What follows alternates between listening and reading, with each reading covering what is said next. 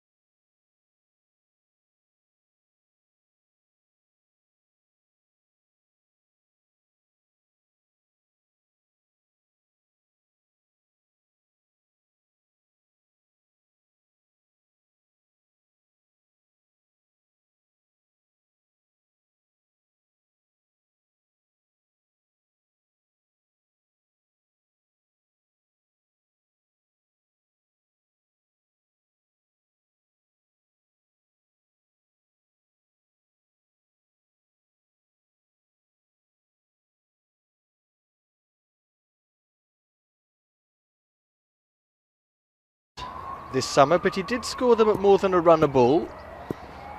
He is the regular opener. And he's taken the aerial route, which is very smart, and the ball's just bounced inside the line for 4. Gorgeously done. Just look how the ball was very full from Apu, floated up outside off stump, and no more than a flick of the wrists through me, Kit Harris, and alongside me, Rico Full. Yes, welcome everybody.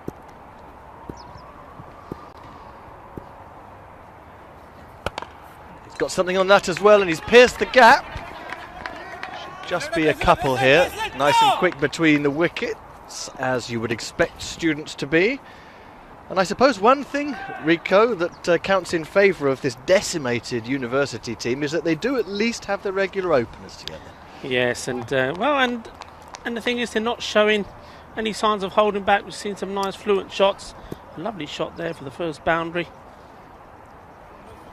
Just be wanting to build a good innings here. That's what it's all about. It's the middle order that the power's been plucked out of by the pandemic. Up in the air again, once more safe. Adventure is favouring the undergraduates at the moment. It's a neat start through the offside by Rauhan. A 4 and a 2 and a single. And that brings his partner Sanish Kumar onto strike.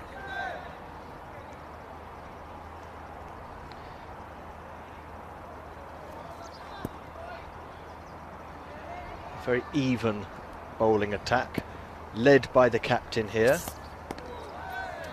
Good slower Yorker, right on the popping crease.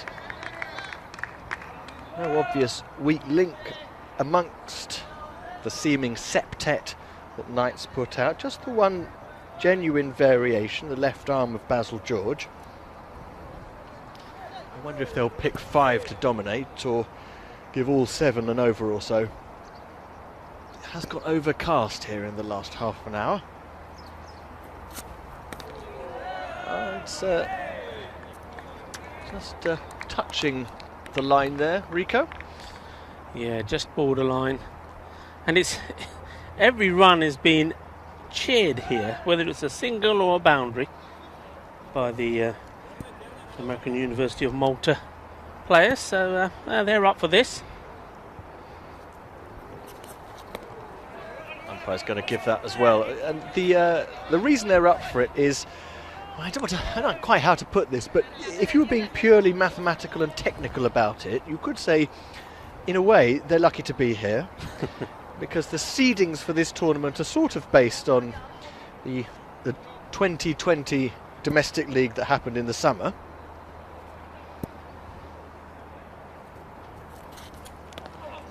And well, you've got the champions, led by this man, the Knights in the field, and then the 2 losing semi-finalists are here.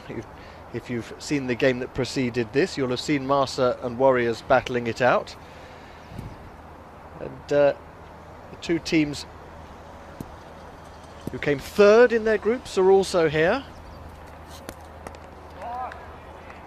That's Crusaders and Overseas, but that just leaves the runner-up, the losing finalists, Super Kings.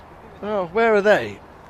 Well, for one reason or another, by hook or by crook, they're not in the tournament. They haven't been able to get a side into the tournament. So the 6th invitation has been sent out to the university students. And they came 4th in their group, so the top 3 in each group, semi-finalists, are all here apart from the runners-up Super Kings, and so we go down to university students, and so far they're having a good time of it this first over, as we've seen 4 wides from Apu's opening spell, and not a great shot. Not quite convinced that Kumar is ready to face bowling in November, but nevertheless the students have got through their first over of this power play, and they are 12 without loss. Yeah, I think that one surprised him, because it wasn't a wide ball, it was one that was wicket to wicket, and he seemed a little bit surprised, but just very much swinging and missing at the moment. There didn't seem to be any real shots being played. You're going to be brutal about it. You say that Apu, being one of 7 bowlers and the captain, having bowled 5 separate wides in his first over, would decide that he had plenty enough in the armoury not to bowl himself a second over. But you never can tell with captains. No, never can. I mean, they are also, the University, a relatively new team, aren't they? They've been, I think, around for about 7 or 8 months. A team that started, I think, playing mainly tape ball. So, yeah, they'll enjoy their time here, and we'll enjoy having them here. I'm sure they are going to have some fun. So we're going to have some entertainment from them as well. Here is Justin Shaju to share the new ball with his captain. Short ball straight away, though. That's his loosener. And Rauhan, we're rather liking the look of him. He started with a 4 in over 1 through the offside. Now he's gone behind square on the leg. Just economy of movement there. Didn't try and hit it too hard. Waited for the ball and just guided it. No need to keep it down. Shaju just dropping a bit short. He bowls off cutters. He's a seamer. Will get the ball to come into the right-handed batsman. As you can see, I'm not altogether convinced that the slip is necessary given that. Rico, what do you make of that? Well, it's one of those, isn't it? You're looking at where he's standing and say, right, okay, is he slip? He's probably, for me, too far back. So it's more in almost like a fly slip, but this is even crazier. You put the slip in, you're bowling off cutters, the slip now goes wider and the bowler goes right arm round to a right-hander. Straight. Well, it's a great ball though, whatever it was, it worked. He bowled an off cutter, then another one, and now he's managed to get late in swing. Check this one out. This was a beauty, absolute beauty. Absolutely started to make room for himself, the batsman, to play outside the off stump, looking at the line that ball was coming, and then came right back into him. So Amandeep Ralhan will have to keep an eye on this ball, not predict too many shots. Yep, that's what the slip's there for, backing up the keeper for the one that's angled across. It's so difficult for a bowler in the T10 format to decide whether to go with the same ball twice or whether to keep varying it all the time. 2 very contrasting balls certainly from Shaju, these last 2. There's the in-swinger again, that seems to be the one that works, but a little under edge from Ralhan. Tried to cut it. Got something on it, and he cedes the strike to Kumar again. I think he played that well. He knew it was going to come. I think he picked it, got into position, guarded it down there. I think it's going to be the case of that one wide outside the off stump, slightly shorter ball, and then that one coming in to the right-hander. What's Kumar got? Ball swinging in. Yes, he's not quite as capable a batsman as Ralhan, and when the ball's coming back into him, he kind of gets a bit cramped up there. It's the second time that he's been cut in half by a ball moving back to him.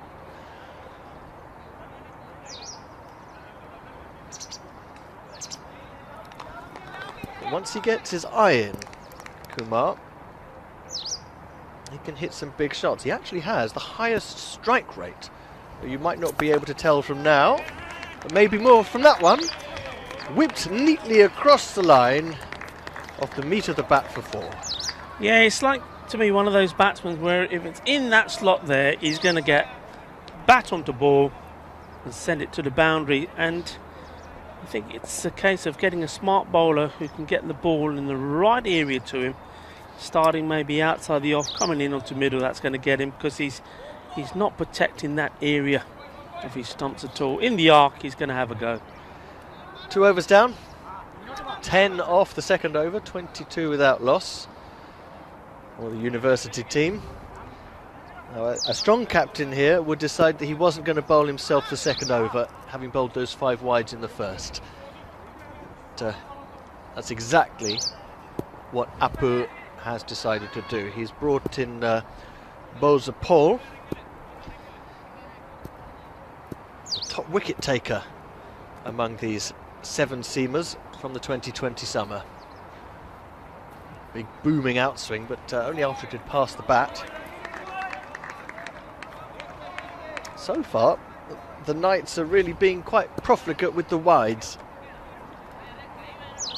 We've only had 2 legal overs, and already that's the 7th wide ball.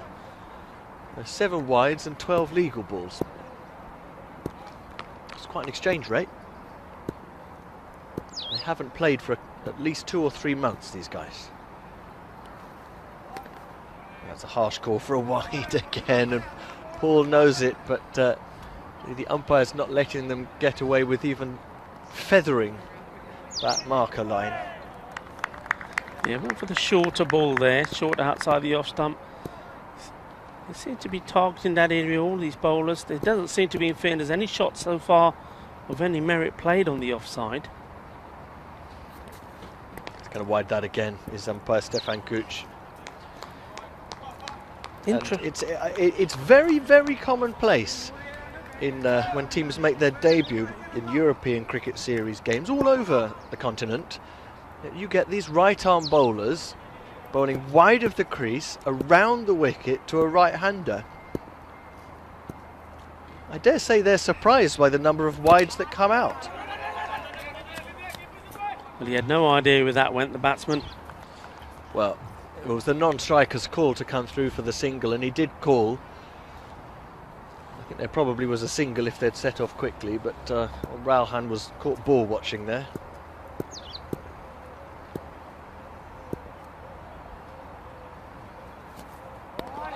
That's the ball he's trying to bowl.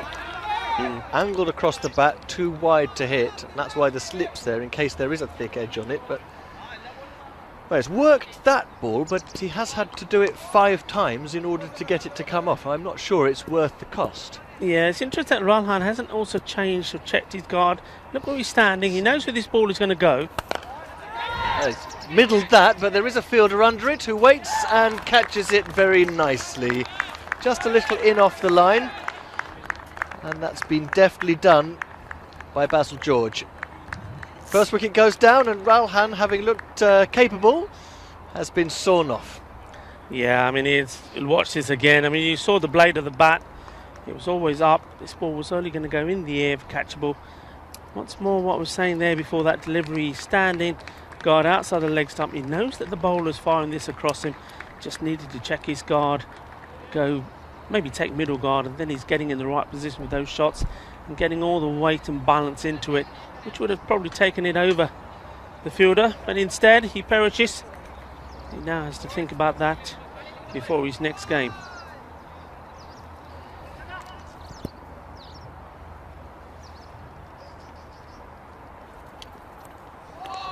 Well, very wide down the leg side. That wicketkeeper did well.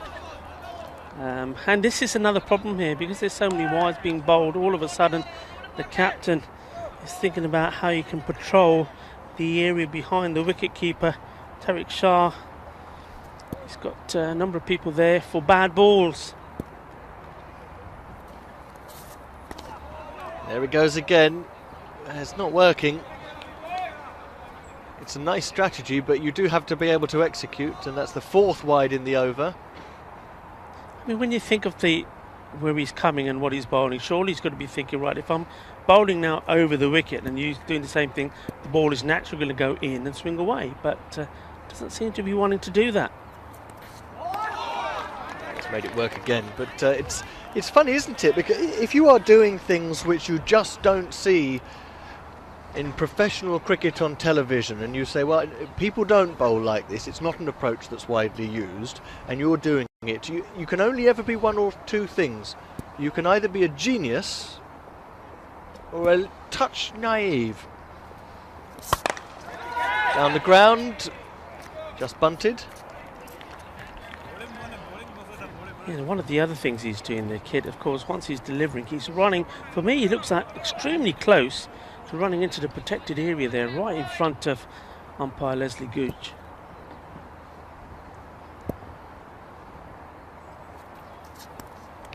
We're still not going to see. There could be a run out at the non-striker's end. We'll say well done for the backing up. But, on and on it goes. Well, we've had now 2 overs. 2 extra Two overs. overs of if you think. wides. 2 overs of wides. That was the 12th one. And no double wides or anything, all separate balls. There's another 13 wides now. We're still trying to get the last ball of the third over. I think we might need to get some of that magic spray out for the umpires. The arms are starting to... He's doing it. He's finally switched to right arm over.